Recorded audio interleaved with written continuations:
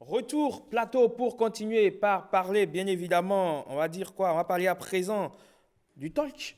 On va parler du job de vacances. Du job de vacances, vous savez, on est en vacances et aujourd'hui, il y a beaucoup de jeunes qui font des activités génératrices de revenus. Il y en a qui quittent le village pour la ville pour pouvoir venir exercer telle ou telle autre activité. Mais il y a de ces activités-là qui sont à haut risque. Rebecca Kenyon s'intéresse aujourd'hui à de jeunes vacanciers qui sont émigrants. On suit son reportage et on revient juste après.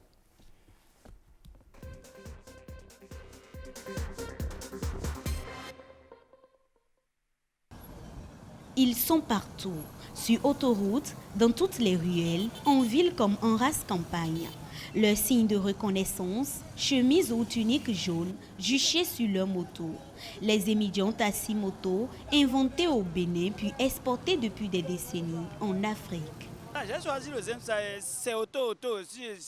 C'est pas affaire de clientèle. Là, ici, maintenant, si je dépose quelqu'un, si en tenant, je prends mon argent en même temps.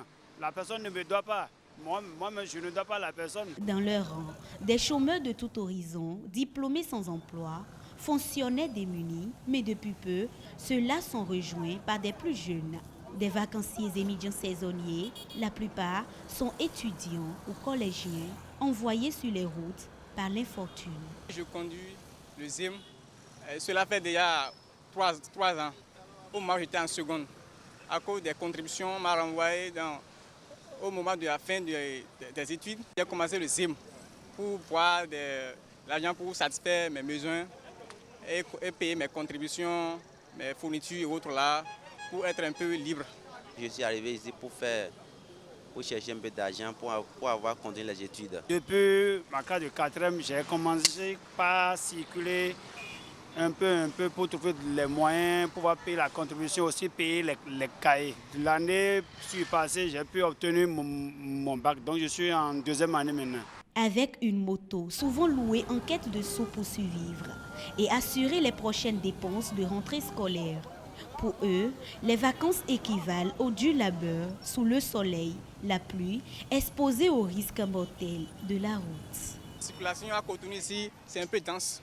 Voilà, donc on est un peu éveillé dans la circulation. Chaque jour, on prie. On a encore peur de tout, mais pourtant on a besoin d'argent. C'est à cause de ça on a subi tous les risques qu'il y a dedans. On ne veut même pas quitter dedans. Bon.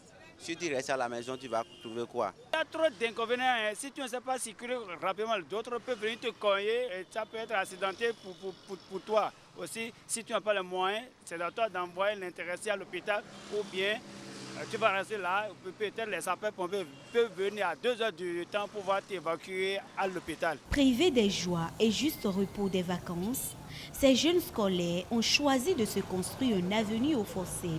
Dans un pays où l'emploi est un défi, ils apprennent déjà à se battre peut-être un peu trop tôt, peut-être aussi au péril de leurs études, si ce n'est de leur vie, pour les malchanceux. Merci donc à vous, Rebecca Kenyon, pour ce reportage. Et c'est justement ça qui installe le débat. Et justement, on reste avec vous pour évoquer ces jeunes-là qui, bien généralement, en tout cas pendant les vacances, se donnent à telle ou telle autre activité. Ce n'est pas seulement conducteur de taxi moto. Il y en a qui également embrassent déjà, on va dire, d'autres secteurs d'activité. D'abord, le job de vacances. Est-ce que vous êtes pour ou contre? Je suis pour. Pour, Ariane? Je Pour suis aussi. Bien sûr, pour. Pour mais. Pour mais. Oui, il y a Ok. toujours un mais derrière. Alors oui, dites-nous, généralement, ces jeunes-là qui sont conducteurs de taxi-moto, quels sont les risques qu'ils encourent? Les risques sont parfois énormes, Eman. Comme je l'ai évoqué dans le reportage, vous voyez, il y a les risques d'accidents de route, par exemple.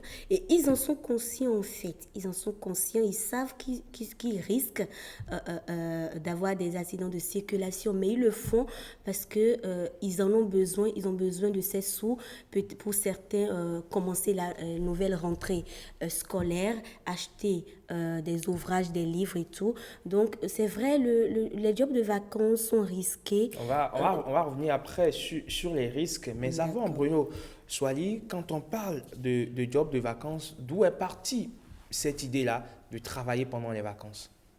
Je pense que c'est fondamentalement une culture européenne où vous voyez les étudiants qui sont en même temps des employés, même en période de cours, donc en vacances, ça On l'est. a vu Mélodie l'a évoqué tout à l'heure Voilà, dans, donc, dans son voilà, donc intervention. en vacances, ça l'est encore plus. Donc, cette habitude est en train de prendre chez nous. Vous retrouvez plusieurs catégories. Il y en a qui le font parce que les parents sont démunis et pratiquement leur scolarité à leur propre charge, donc ils sont obligés pendant les vacances de s'adonner à une activité. Il y en a aussi qui parfois sont issus des parents aisés, mais des parents estiment qu'il faut que l'enfant apprenne à se battre, Fasse l'expérience de voilà, la vie. fasse l'expérience de la vie et apprenne à se battre par lui-même. Et donc en vacances, cet enfant-là ou ce jeune garçon, cette jeune fille est amené à aller chercher de l'argent, à aller travailler. Mais ce n'est pas toutes sortes de travail qu'un élève ou un étudiant peut choisir de faire pendant les vacances, parce que l'objectif, il ne faut pas oublier,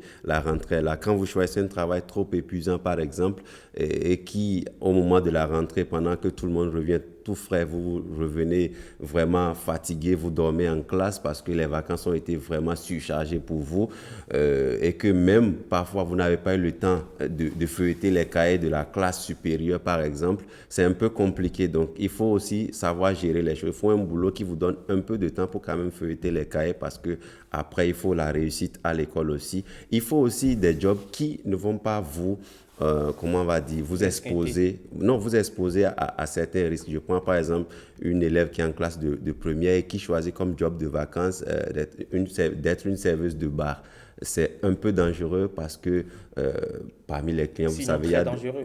il y a des gens, excusez de peu l'expression, qui sont pervers. Elle peut commencer par subir des pressions. Après, c'est une grossesse qui est très vite arrivée. Le cursus scolaire est hypothéqué. Donc, c'est un peu compliqué. Donc, les parents aussi doivent suivre cet aspect des choses-là. Qu'est-ce que l'enfant fait pendant les vacances? Ariane, quel type de job de vacances faut-il pour les apprenants? Mais ça dépend déjà de ce que j'aime faire dans la vie. Comme le disait Bruno tout à l'heure, être serveuse, par exemple, dans un bar, c'est pas un job adapté pour une jeune élève. Bon, pour les hommes, ça peut encore se comprendre, parce que, bon, il n'y a pas souvent des cas de harcèlement peut-être et de perversité entre griffes. Mais bon, pour les femmes, c'est un peu compliqué. Il y a pas mal de jobs aujourd'hui. Il y a des gens, par exemple, qui attendent la période des vacances pour pouvoir recruter des jeunes pour gérer leur boutique, par exemple. Voilà des trucs qu'ils peuvent faire. Il y a des gens qui ont des librairies, des trucs de librairie à thé et autres, qui recrutent des jeunes pour travailler avec eux, pour vendre des livres dans les feux tricolores. C'est vrai que là aussi, il y a des risques, parce que la vente à la sauvette, il y a beaucoup de risques. Mais bon, ça leur permet quand même d'avoir un petit quelque chose pour pouvoir préparer leur entrée. C'est vrai, on ne vient pas tous de familles aisées. Il y en a qui sont plus riches, il y en a qui sont moins riches, il y en a qui ne sont pas riches. Donc, on est obligé de jongler, de voir un peu comment est-ce qu'on s'organise pour pouvoir préparer sa rentrée. Il y a par exemple des apprenants qui n'ont peut-être pas, qui sont orphelins de père et de mère, qui vivent peut-être avec une tante, avec un oncle, à qui on ne donne pas tout ce qu'il faut donner. Le gars, il est obligé de se débrouiller. Donc, il y a pas mal de choses qu'on peut faire aujourd'hui. Il y a par exemple, par exemple, quand vous entrez un peu dans le système des Blancs, moi j'ai déjà vu ça, en classe de 3e déjà, un petit blanc te dit qu'il a envie d'aller faire un stage en entreprise durant la période de ses vacances. Oui. Parce qu'il s'intéresse peut-être à un métier, je suppose que c'est le journalisme. Il vient ici, il dit, je veux faire un stage à l'ORTB par exemple, pour pouvoir toucher un peu du doigt les réalités du métier. Et ça lui permet de voir s'il peut tenir dans ce métier à la longue, même si il l'aime. Donc, je pense qu'il y a beaucoup d'avantages, il y a beaucoup d'opportunités dans les jobs, les stages et autres de vacances, mais en même temps, il faut faire très attention. Alors, Mylène, quelle est la part de responsabilité des parents, mais également des élèves eux-mêmes ou ceux-là qui s'adonnent à ces activités de vacances, à ces activités génératrices de revenus? Quelle est leur part de responsabilité? Parce qu'on le rappelle, il y en a qui ne l'ont pas forcément demandé ou ne l'ont pas forcément choisi parce qu'ils sont peut-être obligés de faire ces jobs de vacances-là. Déjà, je suis pour quand l'apprenant est obligé de le faire. Quand il est obligé de le faire, on le comprend. Mais quand les parents ont la possibilité de laisser l'enfant se reposer, et après peut-être faire un job de vacances dans son domaine, l'enfant peut y aller. Maintenant, il faut que ceux qui font réellement des jobs de vacances épuisants, il faut qu'ils puissent commencer peut-être au début des vacances et prendre le temps de se reposer après. Parce que s'ils ne se reposent pas, ils ne pourront pas bien reprendre les cours.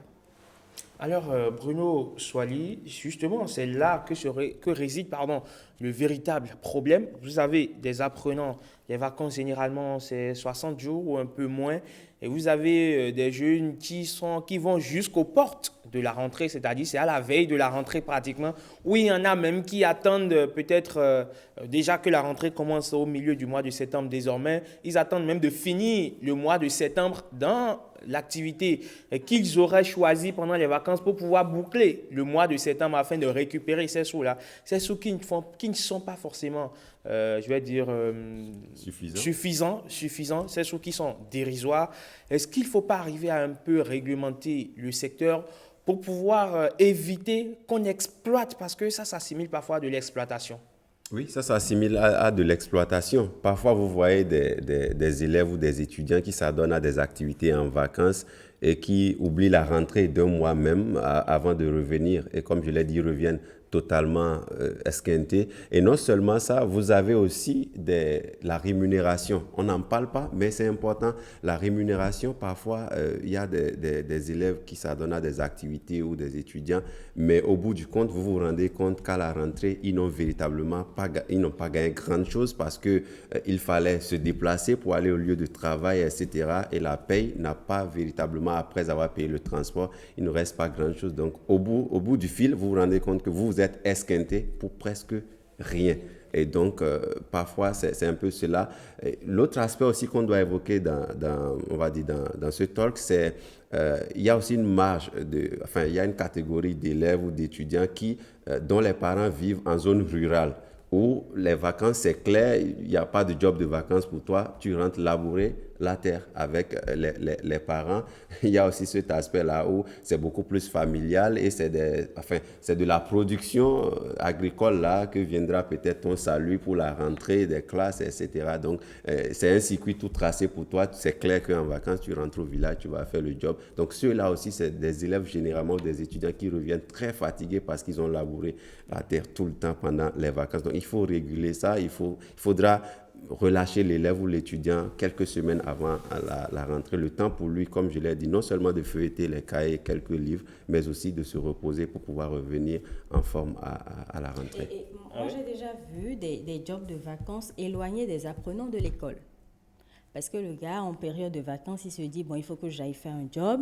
Il rencontre des gens qui lui disent, bon, écoute, allons dans tel pays ou à la frontière de tel pays, on va gérer, on te donne du travail, tu travailles. Le gars, bon, il revient après, quand son contrat a pris fin, il revient peut-être avec sa nouvelle moto et tout. Il estime qu'il y a la vie là-bas, quoi. Donc, bon, il n'a plus le temps d'étudier et quelques temps après, il repart. Et puis, c'est fini, l'aventure commence comme ça. Je me demande, bon, qu'est-ce que ces personnes-là vont devenir à la longue? C'est vrai qu'il y a des gens qui sont plus chanceux que d'autres. C'est vrai que c'est peut-être son destin d'emprunter ce chemin, mais rien ne prouve qu'il va réussir dans la vie. Et puis, il y a pas mal de conséquences après. Parfait, d'accord. Quelque part, Rebecca, il n'y a que le système éducatif, fondamentalement, n'ouvre pas aujourd'hui la porte quand vous êtes, on va dire, au collège. C'est-à-dire, on est beaucoup plus dans l'enseignement général. Et donc, manuellement, vous ne savez pas faire grand-chose. Est-ce que revenir au système de coopérative, c'est-à-dire comme on faisait un peu par le passé, où les apprenants sont très tôt mis dans un moule, où ils apprennent à faire quelque chose. Ainsi, pendant les vacances, ils peuvent s'appuyer sur ce savoir-faire-là qu'ils ont eu à engranger au cours de l'année pour pouvoir peut-être se faire un peu de revenus, bien évidemment. Oui, moi je pense que ce serait très bien si on pouvait le faire, si le système éducatif pourrait aller dans ce sens, ce serait très bien. Parce que l'entrepreneuriat aujourd'hui, c'est quelque chose de très bien.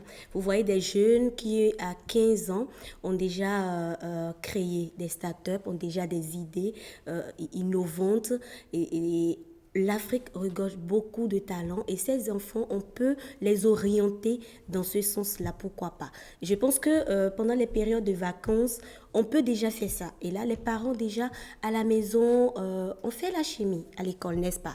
Donc après, est-ce que tu te sens bien en chimie?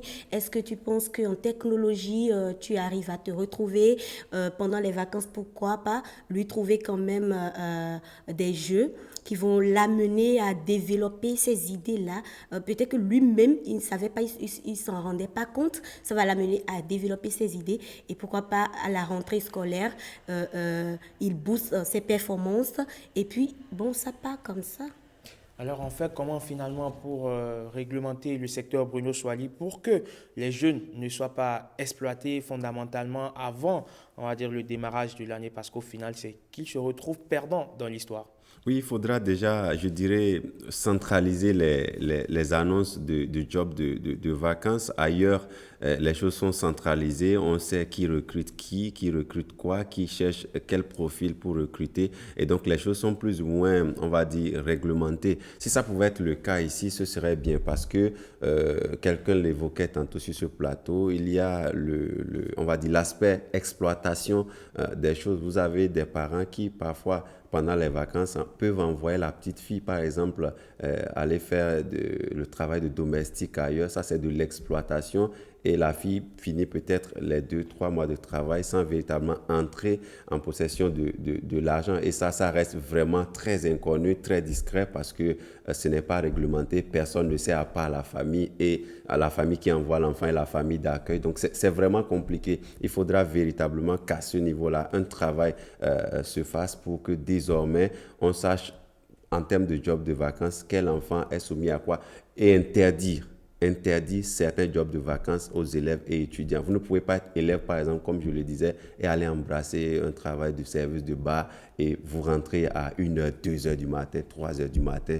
Ça ne répond à aucune logique. Et donc, cette vie-là, parfois, il y a des pièges. Vous pouvez tomber dans le vice de l'alcool, vous devenez un ivrogne ou une ivrogne et après, à la rentrée, c'est compliqué. Vous n'avez plus le goût de l'étude parce que vous avez eu des pourboires par-ci, par-là et vous avez eu le goût de l'argent. Donc, on veut désormais travailler parce que voilà, c'est lucratif, on y gagne de l'argent, on a des clients spéciaux, etc. Donc, voilà, vous pouvez tomber enceinte, je l'avais déjà évoqué. C'est un peu compliqué, c'est des travaux vraiment qui sont à risque. Au final, Mylène, vous avez votre frère ou votre soeur, un parent proche à vous, vous lui conseillez les jobs de vacances, lui très rapidement. Ce serait bien que nos entreprises puissent aussi ouvrir cette fenêtre-là, offrir des stages de vacances rémunérés. C'est important, rémunérés, pour permettre à l'étudiant, par exemple, qui est en agronomie, qui est en droit, de pouvoir,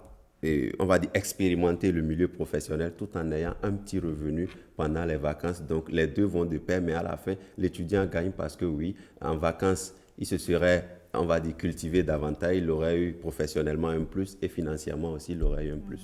Parfait. Alors, au final, on retient quoi, Mylène, pour ou contre les jobs de vacances? Je suis pour, mais quand c'est dans le domaine de l'enfant, là où l'enfant se sent bien, et c'est pendant une durée donnée, pas durant toutes les vacances. Et réglementer surtout les jobs de vacances, n'est-ce pas? Alors, on retient donc sur ce plateau qu'il faut les jobs de vacances, d'accord, pour ces apprenants-là, pour certains d'expérimenter, on va dire, la vie, pour d'autres de pouvoir chercher des revenus nécessaires pour la prochaine rentrée, mais pas pour autant faire n'importe quel job de vacances, pas pour autant verser dans l'excès, verser dans des activités qui ne vous rapportent pas fondamentalement grand-chose, si ce n'est vous conduire à la perversion. Merci beaucoup à vous, chers chroniqueurs.